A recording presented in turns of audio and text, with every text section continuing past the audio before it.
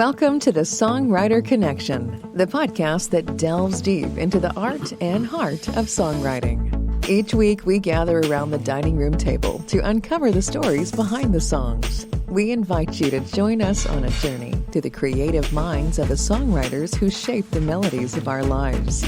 From Nashville, Tennessee, here's your host, Dave Lenahan. So we're going to call this part 2 of the Trey Ackerman podcast, because we had just a fantastic talk about AI and what's happening and how it works from a guy who does this for a living, but he's also an amazing songwriter. Trey, welcome to part 2. Thank you. And I just want to wrap up real quick what we talked about in part 1, and there was something that we really we hinted all around it, but it's an important tool today, isn't it? It's an important tool, yeah. Yeah, and people are learning how to use it as just that, a tool. Yeah. We're all still learning how to use it, how to use it the right way, and I think that's something we should all endeavor to do, is educate ourselves in how to use these AI tools. I think so too. Yeah. And it takes, one of the points you made after we turned off the mics was it takes a lot of the drudgery out of music production, doesn't it? I think it does, and I think that's the point. If the software applications that we use as creative people, as songwriters and or photographers or recording engineers, if we can use this tool to streamline the technical stuff that we have to do to set ourselves up. Like, if I want to record something, how long is it going to take me to set up my tracks in Logic Pro? Right. For example. Yeah. What plug-in chains am I going to use? If I can just tell AI, this is what I want to do. And I could do that right now. Right. I can tell AI, and I've done this, I can go to ChatGPT myself and say, I've got Logic Pro version XYZ, Right. And I want to set up a vocal and a guitar track, and I'm using these two mics. These are the mics that I'm using. I have just assumed that I have all the plugins, or here are the plugins that I have. I want to produce this kind of a sound. Mm-hmm. What plugin chain do you recommend? And it's given me some really good recommendations, and I have found that the settings were unexpected, and the output was better than what I was expecting. So it was not. It made some recommendations that I thought were not necessarily intuitive, based on my experience as having been a sound engineer, but primarily live, not a studio sound engineer, but a live sound engineer. And that's one thing we didn't talk about. You did a lot of sound engineering. I did, yeah. I did 15 plus years of front of house work. And one of the most oldest and most respected studios here in Nashville, right? Well, so you're talking about Cinderella sound. Cinderella. Well, I'm talking about that's audio. That's studio work. Studio engineering. Okay, you're talking about. I'm talking about front of house for live shows. Oh, I got you. Okay. Yeah. All right. And then also I did some sound engineering for the Spanish television network back years ago. Really? Yeah. So anything that was live that was going out over the air, I was the mixer. And any radio shows, if there was a live band, I would mix the band. And because I was very quick, I would set it all up and then do submixes. And as soon as the show would start, the band's playing live. You got about 5 seconds to fix the audio and make it sound like, you want to make it sound like a record, Yeah. And then I had the pleasure of running the front of house at the Grand Ole Opry some too. Did you really? Oh yeah. I didn't know that. Yeah, big 80 channel. I think if memory serves me, it was an 80 channel Midas board up there in the balcony. Wow. It was beautiful, and it sounded so nice, Wow. And so I did a lot of live audio for broadcast, television and radio, and then just concerts, just live front of house. And I had the pleasure of mixing for like Tim McGraw and Faith and Garth Brooks and Jody Messina and Tracy Lawrence and a lot of folks, back in the 90s, Okay, This is 90s and early 2000s was when I was doing it the most, and then I just got oversaturated, and my hearing got to the point where I just couldn't pick things out anymore. Really? Yeah. So I thought it's burnout. Yeah. I can't tell. Absolutely. Because I could pick out background singers. I could pick out individual singers, You could have 6 people singing up on the stage, and I could hear each one of them individually. I could pick them out in a mix and fix it real quick. What an ear. And I could tell what was, That's crazy. Yeah, and I used to, I'd set up the stage, and then I'd go up there, and I'd have somebody, I'd go back in the sound booth, and I'd have somebody roll a roll of gaffer tape or duct tape across the stage. Yeah. Just roll that tape across the stage. Nobody move. Roll the tape across the stage. Can I hear that? Can I hear that duct tape rolling across the stage? Oh my goodness! You're kidding me. I would tune the room, with white noise and pink noise, this, that, and the other, and then I would do the tape test and just roll tape across the stage and make sure that I can't hear it, because I don't want to hear that rumbling. Right. You want that isolation. Yeah. And so my nephew Paul works for the Rock Hall of Fame, Rock and Roll Hall of Fame in Cleveland, and he's an engineer as well, and he's done a lot of studio and shows and things like that. And one day I was watching him work. I was in the booth with him, and it was a show that he was running sound on, and it was very lots of different singers and one of those kind of things. Yeah. And it's so funny. He after the one song was over, he said, I had to run a Larry track on that guy. I go, oh, what is that? He goes, that lead singer right there, his mic wasn't working. Oh, no. And I said, well, I never could tell. He goes, that's because we have a laryngitis track. Oh. And as soon as he noticed that the mic wasn't working, he did it, and he was lip syncing, but nobody ever. I didn't know. I didn't catch it. So it's brilliant how what you could do in live sound today. Yeah, yeah. So that's funny. I guess so how do you see AI helping that? So in live, how would AI help live? I think with I would see it. First thing is in tuning the room. Tuning the room. It'll help you do that. EQing the sound. For the room, right? Because it's going to be a little different every time, right? And based on speaker placement within the space, So tuning that space and getting out the rumbles and the odd frequencies and making it sound, the bass, getting that bass line sound, incredible. And equalization in play. That's the first thing I would think, and then controlling feedback. As these outboard gear manufacturers, and then when you go into these big venues, it's not the analog stuff that I used to work on anymore. Right.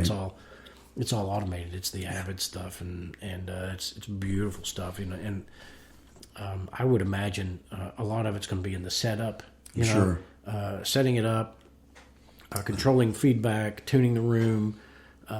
Getting rid of the rumble, where you choose your instruments and your microphone, and it sets the right plug-in chain. So I think that kind of stuff is going to help. Be cool. It's going to help you. It's going to help eliminate the drudgery involved. Yeah. And I think we talked about how AI could be, and this again off mic. Yeah. How it can help us be more creative. It's going to free us up to just focus on the creativity part. There you go. That's what I think. That's what I think too. Instead of spending an hour and a half setting up, Logic Pro or Pro Tools or whatever, if I can tell it what I want, what I'm doing, what I've got, and it gives me a plug-in chain in 10 seconds, I'm set up, and it gives me my 3 or 4 tracks that I'm going to use. Shoot, I don't have to worry. I don't have to be an engineer. Yeah, I can be the songwriter and the singer. There you go. Yeah, I think it's going to help in that regard, and I think it's going to help on the monetization part too. More time we save, the more time we can put into our creativity. Yeah, that's exactly that's right. Amazing. Well, let's put that all aside now, because now on the rest of this episode, I want to talk about Trey Ackerman, the songwriter. Yeah. So at the age of 12, you wrote a song that Webb Pierce cut, and that was your first success as a songwriter. Yeah. Right? Yep. Yeah. Yep. And I had some songs on those albums. That I did with the band I had in Texas. There were where I was co-writer on a lot of stuff. Yeah. And my style wasn't 80s pop. No. My style was more singer-songwriter, James Taylor-ish, and Willie Nelson, and the influences that I had as a songwriter. But then also I would write. I wrote heavy metal too. Did you really? Yeah. So you spanned the genres as a songwriter. I did. Well, as a songwriter, I wrote some heavy metal and when I say heavy metal, I'm talking like Judas Priest. Yeah. That style of rock, and they used to And I had some like Al Di Meola influences in there as well. You were quite a player, and you could do the jazz. I got some jazz guitar awards when I was a kid in Texas. And no kidding. I did, yeah. I got some. Yeah. And at those festivals that they make you go to when you're in school, and I would get these awards, the little medals with the blue ribbons and stuff like that. And I was just playing. I'm an intuitive player. I don't really know what I'm doing.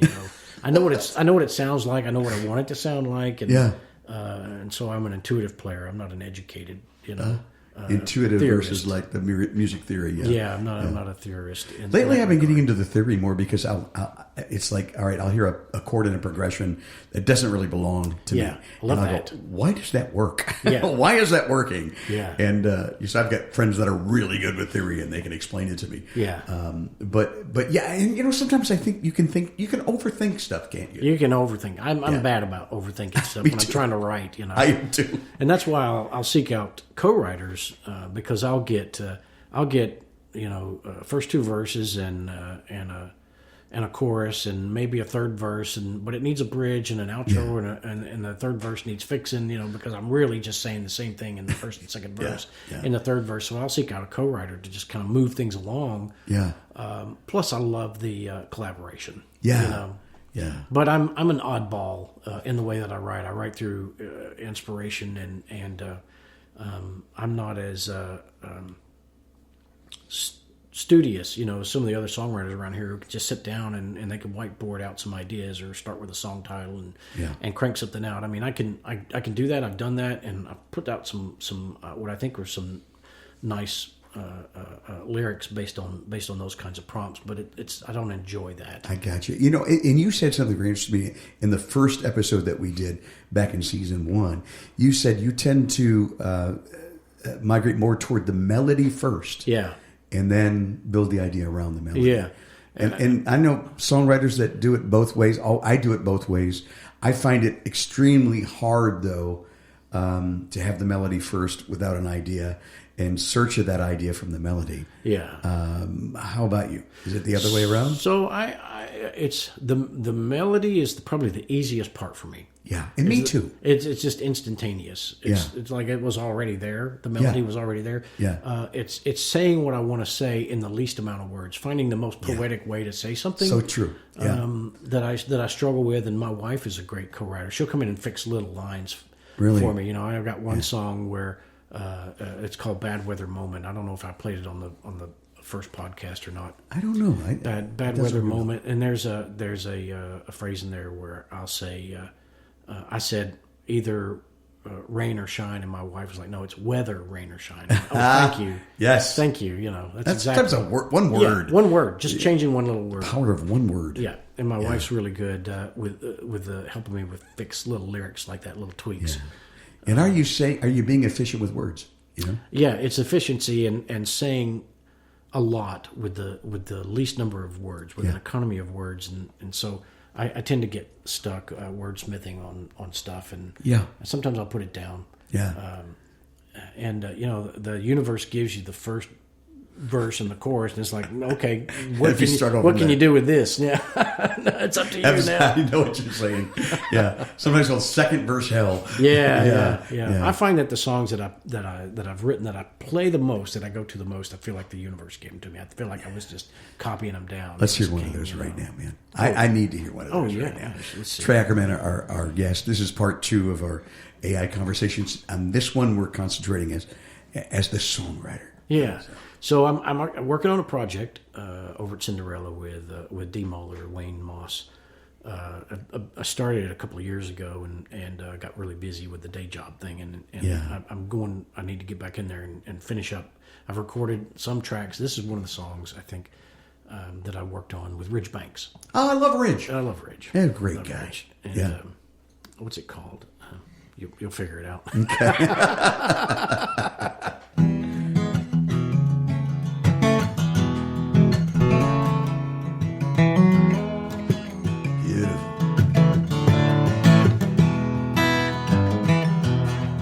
Tired of the city holding me down, and the smell in this motel room, they ought to burn it to the ground. And woe to the man, woe to this cold, cold take this old guitar, I want to play away this pain of a lonely heart that doesn't know what else to do. 'Cause I've been missing you, and I want to see you. Well, holding on for way too long, wondering if I'll ever right this wrong. Well, still I try, because it's you. And baby, I got nothing left to lose but a lonely heart that doesn't know what else to do except missing you. And I need to see you. So maybe we can take it from the start, back to when we were friends of the heart. Don't wanna lose you, I wanna tell you the truth. Oh, yeah.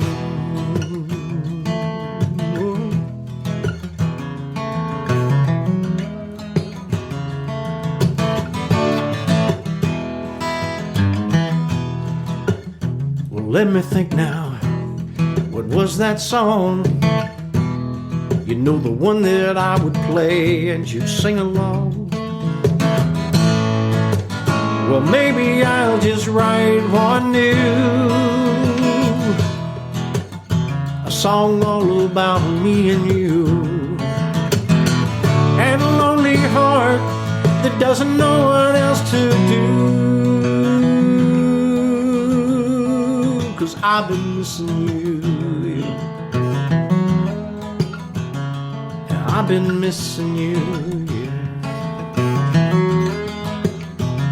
Yes, I've been missing you, girl. Amazing. Well, I think it's I've been missing you. Yeah. If you're looking for a title, that's it. That's the title. That's awesome. It's a great progression, and writing that with Ridge, our buddy Ridge. Huh? Oh, love playing with Ridge. He's got such great songs. Yeah, he really does. And I love doing writers' rounds with him around town and harmonizing to his songs. And same with you, writers' rounds with you and harmonizing to your songs. You have such beautiful songs, man. Thank you, my so friend. fun. I'll pay you later. Okay. Yeah. Ridge just came back from a big tour in Europe, in the UK, and I'm really proud of him and his lovely wife Sherry. Yeah. And they've both been on this podcast, so you can go back and listen to previous episodes. They're all out there. Yeah. Absolutely. Of the Songwriter Connection. Trey Ackerman is our guest today. Beautiful song. Thank you, brother. And it's not in an alternate tuning. You were doing all those. It's just normal. All your stuff. Yeah. Amazing. Almost. Well, I want to hear another one. Okay. Please do. We're talking about songwriting, and we like the stories behind the songs. Yeah. So to me, that song is just, and it's not necessarily reflective of my life, but maybe when I was younger and not married, and struggling. I still remember these struggles, and I can empathize too. With the struggles that some of my other songwriting friends go to who are single, maybe. So this guy, he's just he's a songwriter and he's living in a stinky hotel. Yeah. Maybe he's just traveling around doing his troubadour thing, and he's just missing this girl, the one that meant the most to him, and that's kind of what this next song is. Called Small Town Beauty Queen. Oh, okay. Which I've played. And it's about a guy and a girl who were in love in a small town out west, and they have big dreams to get out of that town because there really aren't any prospects for them, So, but he makes it out and she doesn't, so he still kind of pines over her. So that's the idea behind this next song. Cool. Small Town Beauty Queen. Beauty Queen. Okay. And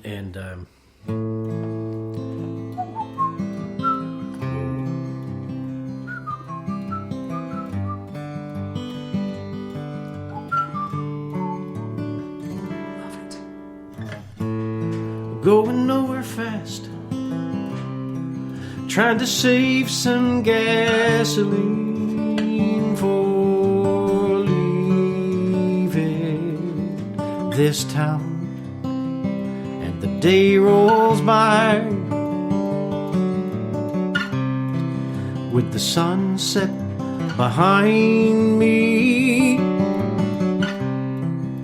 The morning will find me home in Tennessee. She's not some ordinary, most extraordinary girl, and I need her. What started out as madness has turned into sadness, and still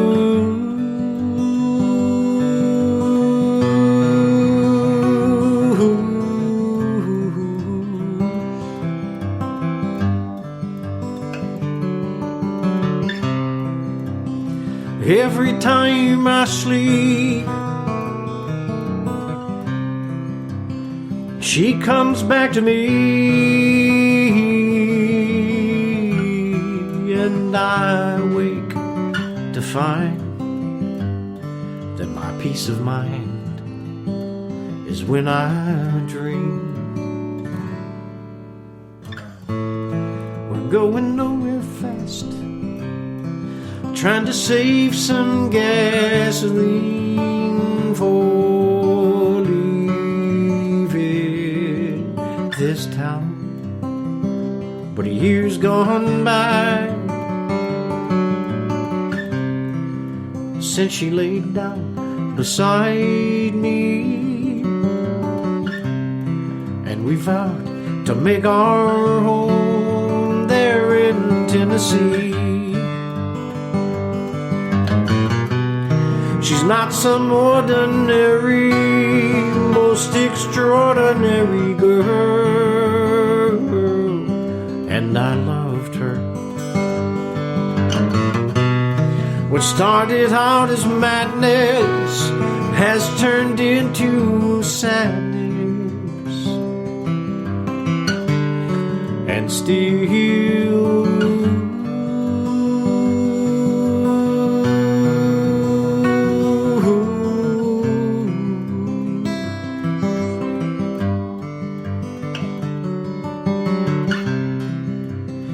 every time I think of that small town beauty queen, I hope to find that I'm on her mind, and she still dreams of going nowhere fast, trying to save some gasoline for leaving.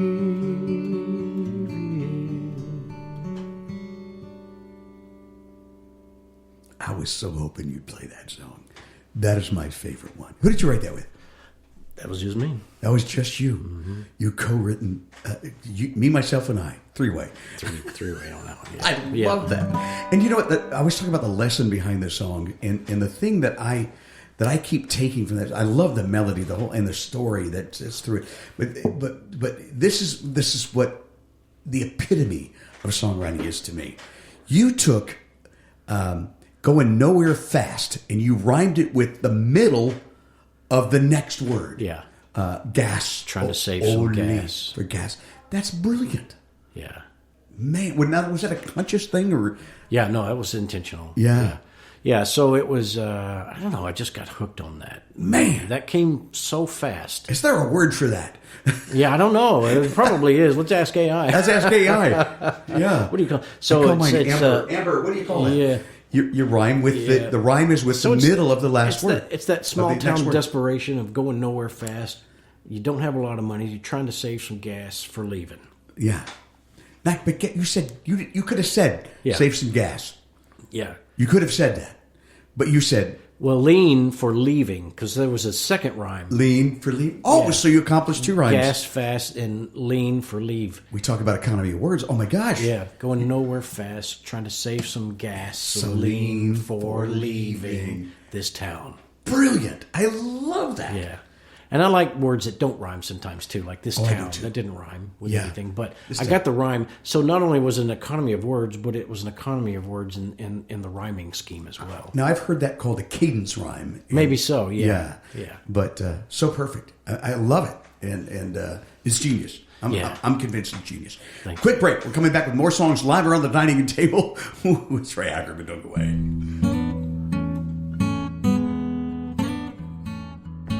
You're listening to the Songwriter Connection with Dave Linehan. Find us on Facebook and YouTube at the Songwriter Connection Podcast. And find Dave at thedaveconnection.com. Now back to the show with your host, Dave Linehan. So nice to have you.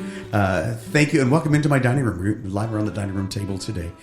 You're listening to the Songwriter Connection podcast, and we're out there everywhere. We publish each and every Wednesday morning, so you get up and have a cup of coffee and make a new connection. And if you're listening on YouTube, please, it's so important that you hit that like and subscribe.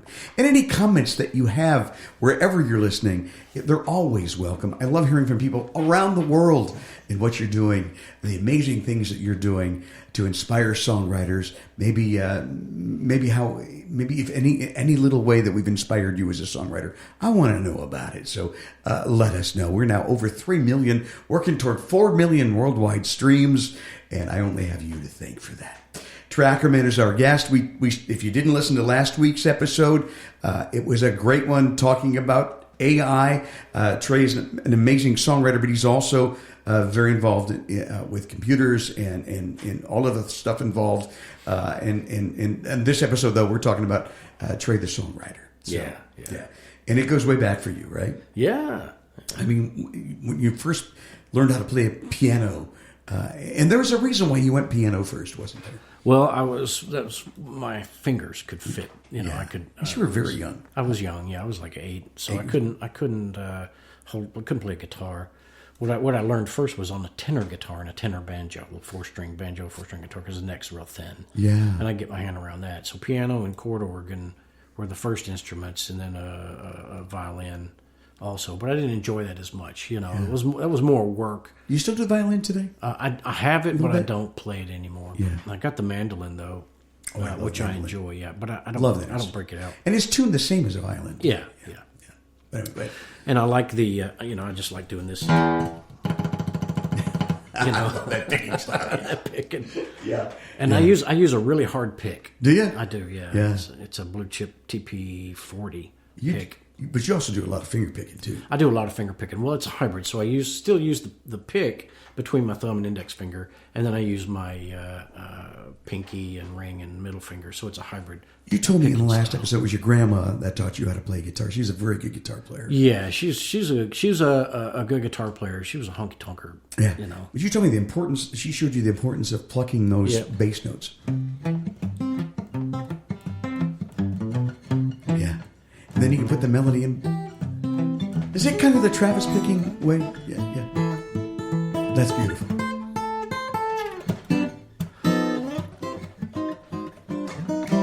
That's awesome.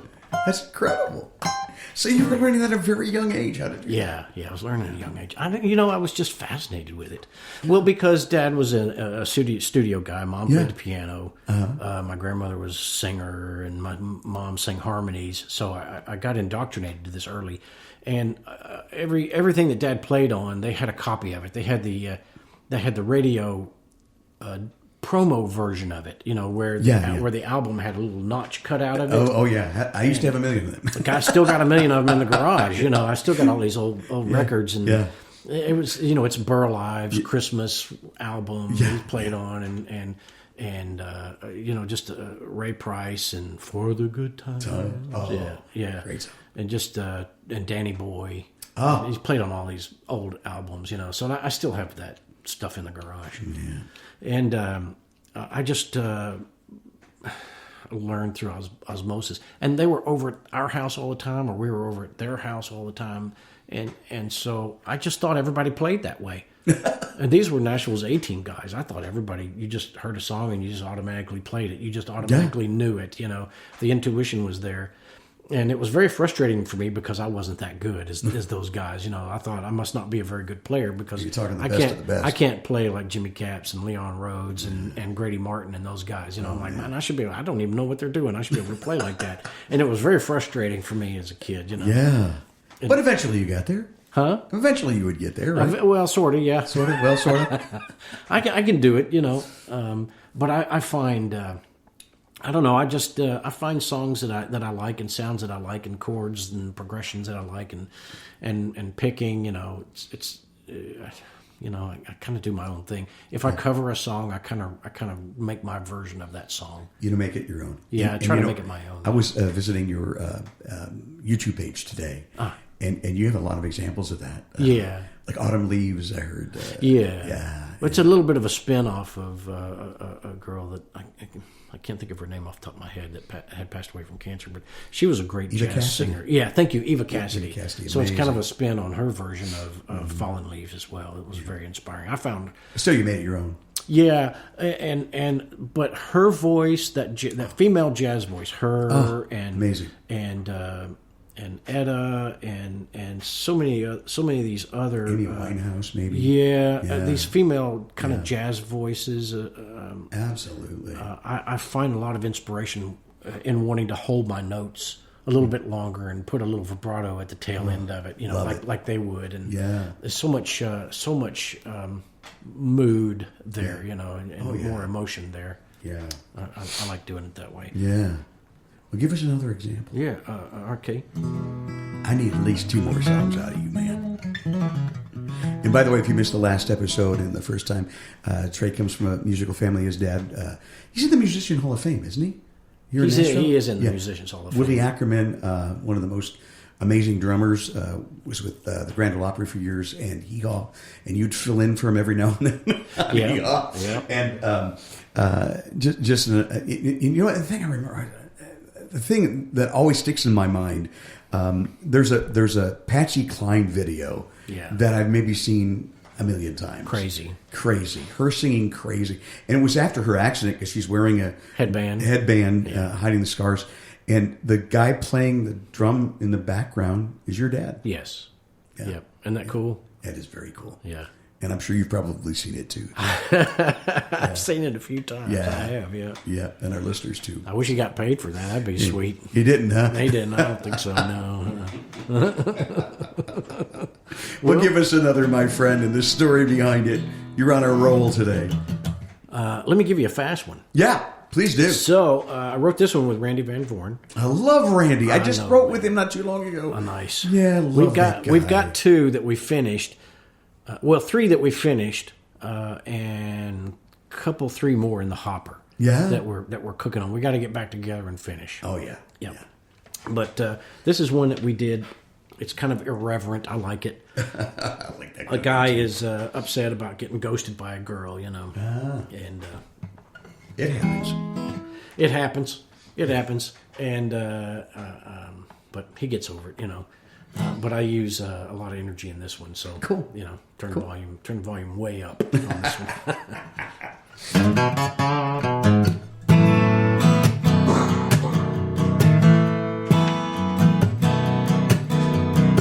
Well, yesterday I saw you on the other side of the street, looking at me like you've got nothing to hide. Bet I know what you're thinking.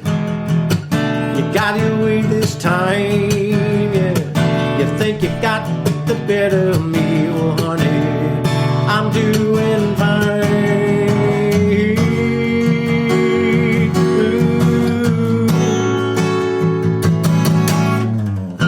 You're driving my wheels down a one-way street just to take me out for a ride. And you kicked me out on your high-speed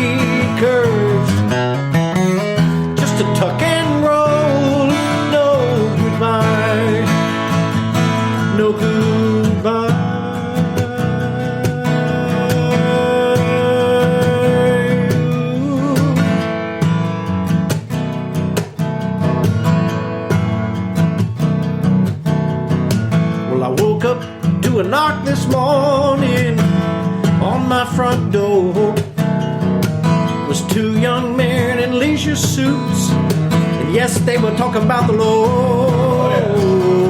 Do I know about heaven? They wanted to sell me some more.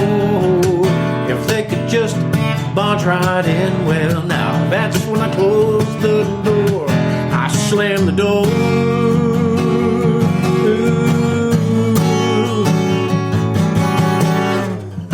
They were driving my wheels down a one-way street just to take me out for a ride. So I kicked them out like on a high-speed curve just to tuck and roll. No goodbye, no goodbye.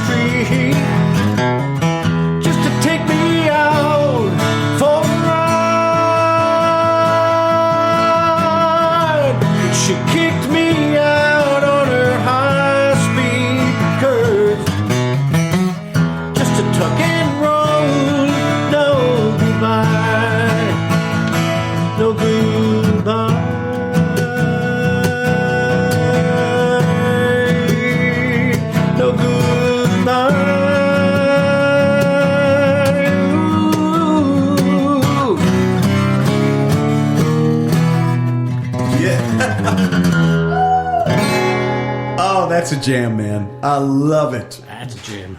Randy Van Voren and you. Randy was on our podcast, too. He's a really neat guy. He gave me the courage to do that, to go all in on that song. You know? Did he really? He did. Wow. I love that guy. I just finished a song with him and my friend Marianne Doherty. He's brilliant. He's just really brilliant. A quick commercial. I want to talk about Songwriter Spotlight. If you look at the video from the live show that we did at the local, that was all provided by my friend Joe Schroeder and Songwriter Spotlight. If you are in Nashville and you attend any of the Songwriter rounds, sometimes you just see him shooting video, taking pictures, and he does it out of the goodness of his heart. But he also has built a really nice business, and what he does is he provides video and pictures and EPKs and things like that you may need done as a young artist, as a developing artist and songwriter, and he's there to help you. Please check him out at songwriterspotlight.com. So if you need any of that kind of work, he is just amazing. We could have never done the two live podcasts that we did at the local because he provided the audio from the board at the local and the video as well. So, Joe, thank you. We love you. We appreciate you. And, folks, I hope you'll check them out. Trey Ackerman is my guest. Oh, we've had a wonderful day today. Yeah. A few sips of bourbon. Yeah. It's amazing stuff. And some great songs in talking about AI as an invaluable tool for songwriters and creators today. Yeah. I've got two songs I want to play for you. Good. Let's do it. I'll give you a piece of one. Please do. And maybe you'll help me finish it. Oh, I would love that. It's an idea. An idea. Sometimes it starts with an idea. Starts with an idea. Let's do it.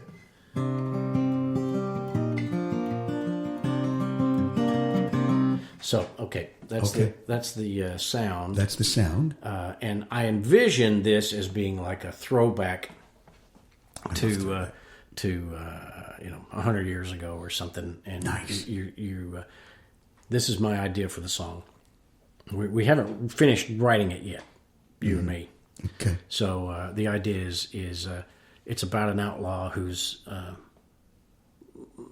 not quite an outlaw, but let's just say he's not towing the line. He's not following the line, and he's got a girl, and she's not necessarily following the line either. You know, and they're both on the lam or one. I'm thinking Bonnie and Clyde already. Kinda, yeah, right? Kinda, yeah. Maybe a little bit before that. Even before that. I think she has a baby, and that baby turns into a famous outlaw, like a Jesse James. So it's like a backstory. It's the parents of Jesse James. Kind of an idea. I like. Okay. Wow. So I'll give you a verse and a chorus. Be a verse and a chorus.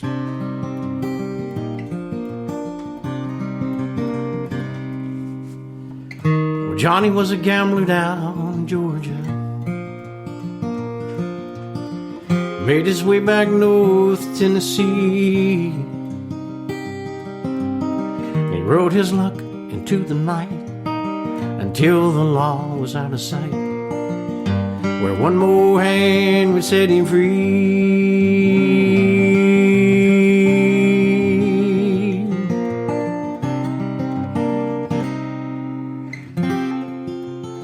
He built a life in Georgia, then headed home today to find himself beside her with a baby on the way.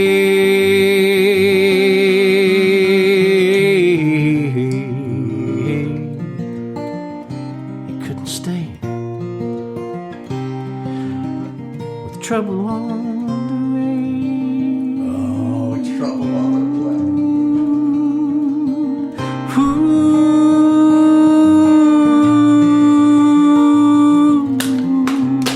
way. As the headphones fall off. That's all right. Oops. Hey, that's what happened in the studio, right? The song was so powerful, it knocked my headphones off. It surely did. It blew me away. I love it. Trouble's on the way, and it could be like the next Jesse James or whatever. Yeah. That baby. That baby's a bad seed. That baby's born.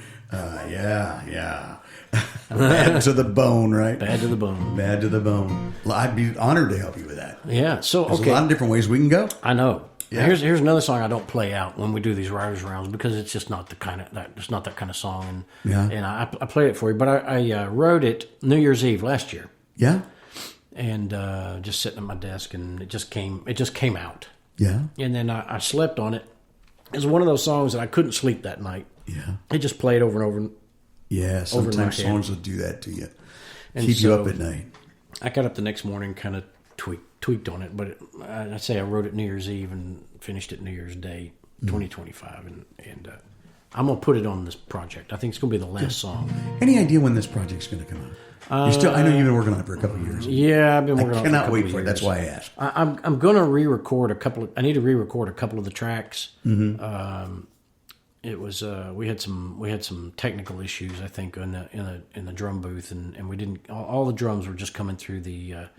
On 3 songs, all the drums were just coming through the overheads. None of the other mics were working and didn't get recorded. So I'm gonna have to redo those. Yeah, okay. I've debated. The bass is so good because Steve Forrest on the bass and John Radford. I think he's playing for Sixpence None the Richer right now. Oh wow, Radford is. So I don't know if I'm just gonna redo the drum part myself, or. And preserve the bass track, or just do it all again on those 3 songs. So decisions to be made. I know decisions and money to spend. And money to spend. Yeah. But the song I wrote, this is the song. It's a little ghost story. Yeah. It's a little kind of Irish ballad about a ghost that finally finds his true love. Yeah. Yeah. And you played it for me before we came on the air today. It's the entitled The Call. The Call. Yeah, because I think each verse is a different calling. Yeah. This is going to get you, folks. Yeah, I think so. Yeah. And on the night that I died, it was cold outside. I barely knew love at all. They said I was brave as they covered my grave, and I watched, ignoring the call. For there was something inside that I carry still,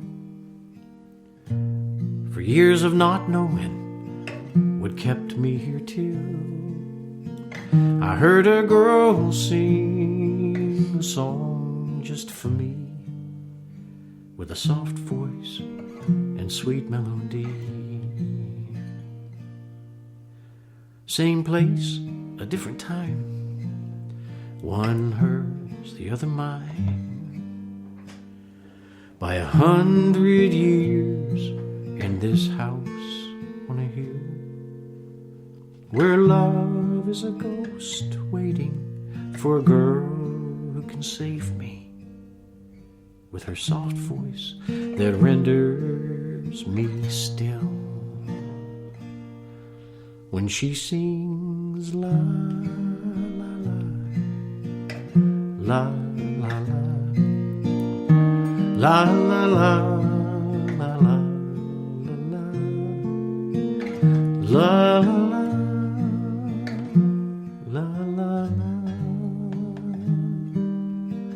La la la la. Well, maybe next time the stars will be kind, and our two hearts will be as one. Until then, please sing, set my soul free with your soft voice and sweet melody. For there's been something inside that I carry still, years of not knowing what kept me here till I heard a girl sing a song just for me, with a soft voice and sweet melody.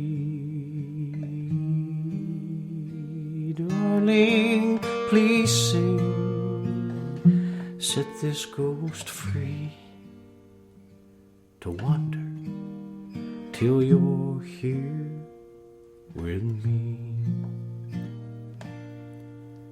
and we'll sing la la la, la la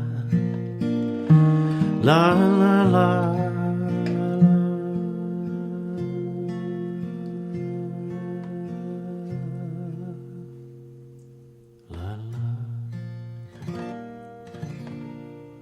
Incredible Trey Ackerman. That's crazy. That's just crazy good right there. Thank you, brother. Yeah. Tell me about the writing of that song. It just popped out. Popped out. I don't have an explanation for that one. It was New Year's Eve. It was really cold, 20s, and we had some snow on the ground. It was extremely peaceful, and a song just came through. Just came through. It came through, and like the ghost wanted me to tell his story. Oh my! You know what I mean? Wow! It just came through, and it haunted me that night. I couldn't sleep, really. It just rang through my head over and over and over again, and I got up and just tweaked on the arrangement just a smidge, the second half of the song, just a couple little tweaks, but it was written in about an hour and a half. Oh my! Yeah. That's really something. That's the magic of songwriting. Yeah. Sometimes it happens like that. Yeah. And sometimes it takes 2, 3, 4 times together. But just imagine how much quicker that had gone if I'd have used AI instead. I don't even want to think about it. Wouldn't be the same song. It wouldn't be the same song. And I really believe that. I mean, in my recent experience, and folks may know the story about the Absalom Gleave Cemetery that I found here in my hometown.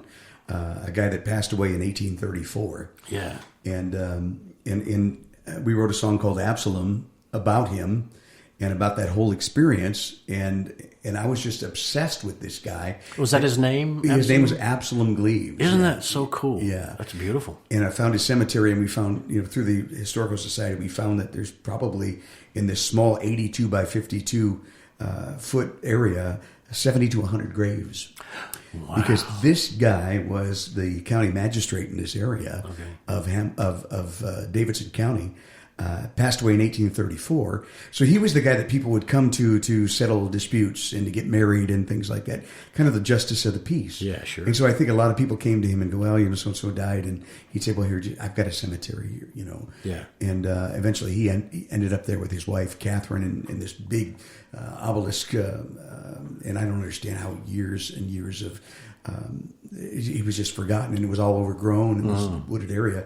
But as I was helping clear it and making it special again, I felt like he was speaking to me. Sure. And all these couplets started coming to me, and I'm doing it. I'm chopping it with, I've got my shear and I'm doing it 1834 style, and until I met a relative of his, Owen Gleaves, who would come and help me, and some of our songwriter friends like Joe Bazzelli, and some others, would come and help me clear this area.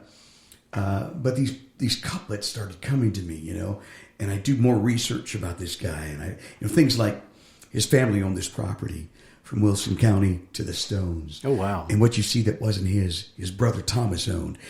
They just started coming to me as I was working, And one day I sat down with this guy named Norm MacDonald, who's a songwriter in this town. We've written a couple together. Yeah, he's a great guy. And we had a songwriting session that day. And he goes, what do you want to write? I go, well, do you want to go down this rabbit hole with me? Yeah. And I showed him I had like 20 of these couplets. Love the rabbit hole adventure thing. Yeah. And I told him, I said, if you want to do this, here's the thing. Before we go any further, get in the car. I'm taking you over there. We're going to walk through the cemetery so you get a feel of this. And he helped me write this song, Absalom. And that's a fantastic song. I've heard you play that at the Commodore, I think, maybe. Yeah, I've done it around. That's a fantastic song. And you were talking about how you wanted to keep it. I wanted to keep it, true to the genre, and the period. So I wanted it to be a really stripped down kind of folksy, Americana kind of song. And Cedric Israel from Mount Juliet down the road helped produce this, and he brought in Ron Spivey from the Time Jumpers. Oh yeah, okay. To do the violin on it, work on it, and it turned out so great. And I'm just so proud and happy for that song, and to rediscover it and tell people about what a great guy this guy was. He was totally forgotten to history. And you know what? It's so funny. I had this interview. From a guy from Milan, Italy, who has and I think it's Whiskey and Cigarettes. Asked me for an interview, and we did it, and they were playing it in Europe, and he said, I thought it was so cool that he was the justice of the peace, and I was so confused, Trey, that the name Absalom, if you look in the Bible, was a bad guy in the Bible. Oh, okay. And these were God-fearing people. All of these cemetery, all the graves are facing east because that's where Jesus is supposed to rise when he comes back. So they're God-fearing people, and a lot of the people had biblical names. And then there's Absalom, and I look it up, and he's the son of David, and he raised an army to kill his father. And I'm like, why would you ever name your son that if you're a God-fearing person? And so there's got to be something behind that name, right? Yeah. So I looked it up, and it meant Father of Peace. Yeah. So I'm telling this story on that interview in Milan, Italy. And he goes, oh, it makes perfect sense if you think about it. I go, what's that? He goes, well, Absalom, Abba is father. Yeah. Shalom is peace. Yeah. Absalom. Yeah. And so they felt the meaning behind the name was more important than the story in the Bible. Yeah, sure. And it just blew me away that he was the justice of the peace in this area. That's what in the 1820s and 30s. What a cool twist of fate there. So when you play that song, that's where I was at. I mean, I'm just like, wow. Yeah. You can feel it, can't you? You can feel it. It's like he was speaking to me, and you had that same feeling. Yeah. That's what songwriting's all about to me. Trey, take us out with one, man. One more. Can you got one more out of you? You want a fast one or a slow one? How about a fast one? Oh yeah. Let's end it with a fast one. Let me do an alternate tune, and I'm gonna drop the D. Yeah. Drop the D. I love drop D and drop E, which I've been doing a lot lately. Yeah. Just capo up to the second fret. By the way, drop E, what I call drop E. Yeah. And you capo everything but the very last string, the sixth string. Yeah, yeah. And it sounds like a drop D, but only it's an E. So we're dropping D. I got to... And what Mark Allen Barnett, my mentor, always says, when you hear him dropping the D, you know stuff's about to happen. Yeah, it's about to go down. It's going down. I gotta tune it just right because I play harder and it makes it go sharp. Here it comes. Oh, sounds good. So you remember, this is one I wrote this one with Randy as well.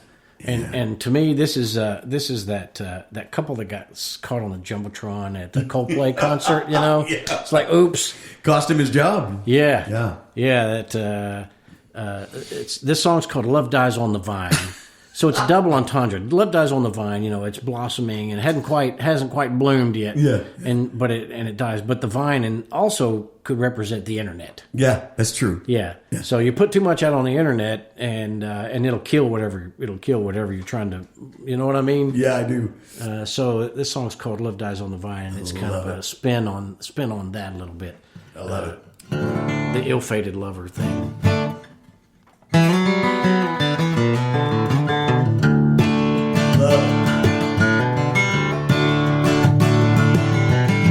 With all their talk of leaving, they'd been living for a moment they won't ever come to know, 'cause they both tragically belong to someone else.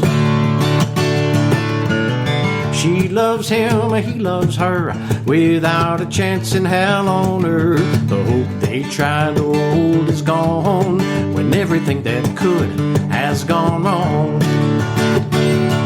Oh,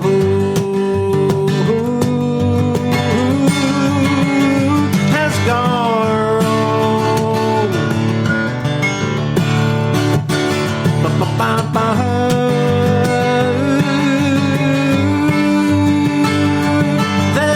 Thought they had a good thing going this time, but their love died on the vine. Oh.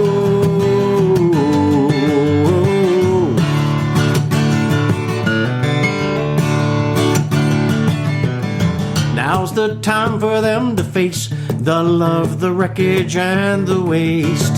Find out, was it worth the pain? And not every spark becomes a flame. It didn't take them long to see they were living in a fantasy of love that fails a test of time. They'll have to find another down the line, when that silver lining they found lost its shine. They thought they had a good thing going this time, but their love died on the vine.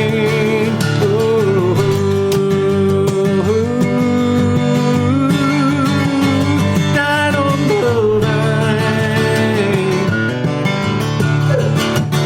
Ba-ba-ba-ba.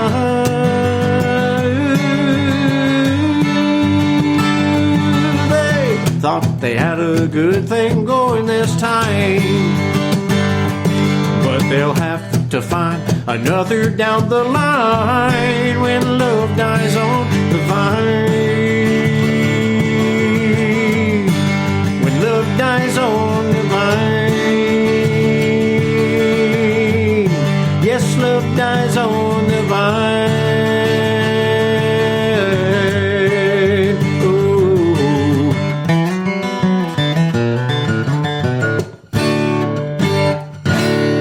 I tell you, he was a great guitar player as well as singer and songwriter. Trey Ackerman has been our guest. Thank you for part one and part two. It was such an amazing time talking to you about all the innovations with AI and also this episode talking about the songwriter. Thank you, brother. Yeah, you're awesome, man. One of my most favorite people and one of the most talented people that I know. Folks, thanks for listening. Join us next week. Every week we publish a new episode, and as I always ask you to write on to Dora IT. We hope you enjoyed this intimate glimpse into the world of songwriting and found inspiration in the stories shared by our talented guests. Remember, the magic of music lies not only in the notes and chords, but in the emotions and experiences woven into every lyric. Until next time, keep listening, keep creating, and keep the melodies alive.